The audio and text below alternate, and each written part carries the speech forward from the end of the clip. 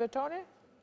Po, mendoj që situata në teren është shumë pozitive. Në fillim, kur ne nisëm Partinë Mundësia, isha edhe unë skeptike për rrugtimin që kishim. E mendoja shumë vështirë dhe ishte shumë i vështirë.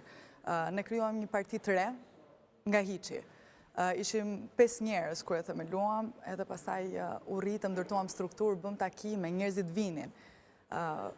Po si që thash, fillim e shikoja shumë vështirë, isha edhe unë skeptike për atë që po bënim. Ka pas di që kam pas dyshime shumë dhaja, po në fakt terreni është ajo çfarë ka heq dyshimet, edhe shikoj që ne po bëjmë gjën e dur.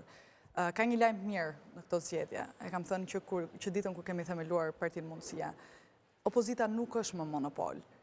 Fakti që ka një parti të re, që është e djathtë, që kërkon të bëjë opozitë vërtet dhe të ndershme, mendoj që është ndërlamet më të mira për këtë zgjedhje. Nëse në çdo zgjedhje njerëzit nuk kanë ditur ku të shkojnë këtë zgjedhje dhe kanë parë politikën 30 vjeçare të jetë e njëjtë, mendoj që në këto zgjedhje në fakt e kanë një mundësi. Se ju thoni të djathtët opozitarët e tjerë para jush kanë qenë pandershëm. Shikoj, unë nuk mendoj opozitarët para, unë mendoj në këto 30 vite demokracie. Lajmi mirë është që ka një parti të re të ndershme. Po, kjo është e vërtet. Partia Gjithë të jonë tjerët është formuar janë të nga njerëz që janë pandershme. të ndershëm, që kanë dalë vetë, nga njerëz që duan të ecin përpara, që janë pa kompromentuar, të pa kapur, të pa kapshëm. Unë këtë besoj. Besoj që jemi të gjithë njerëz ndershëm që duam të ecim përpara për vendin tonë. Në vitet e kaluara, në 35 vitet tashmë të kaluara, kjo nuk ka që ne jemi qytetarë këtij vendi. Unë nuk e di nëse keni dyshim që politikanët e kaluara apo qeveritë e kaluara kanë qenë të ndershme. Nëse do kishin qenë të ndershme, ne do kishim hedhur shumë para. Jo të gjithë Barbara kanë qenë të ndershëm, jo të gjithë kanë qenë të pandershëm. Absolutisht, por ata që kanë drejtuar shtetin nuk kanë qenë të ndershëm. Po të kishin qenë, do kishin bërë diçka më të mirë për ne, edhe ne do e kishim parë Shqipërinë si një vend më të jetueshëm. Nuk është koncepti i ndershmërisë që ndan këtë, megjithatë po dëgjoj. Kur ti ke parat e shqiptarëve në duart e tua, në fakt është pikërisht ndershmëria që e ndan.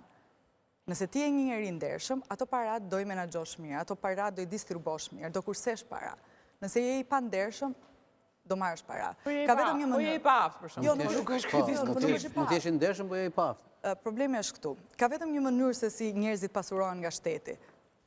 Duke e vjedhur, të gjithë ata që janë pasuruar nga shteti në Shqipëri e kanë vjedhur shtetin. Kjo ka qenë vetëm një mënyrë. Unë besoj që njerëzit duhet pasurohen nëpërmjet sipërmarrjes, nëpërmjet lirisë të rregut, mundësive të barabarta për gjithë. Këtë besoj. Kushdo që thotë që do pasurohet nga shteti, kërkon ta rrjepi shtetin.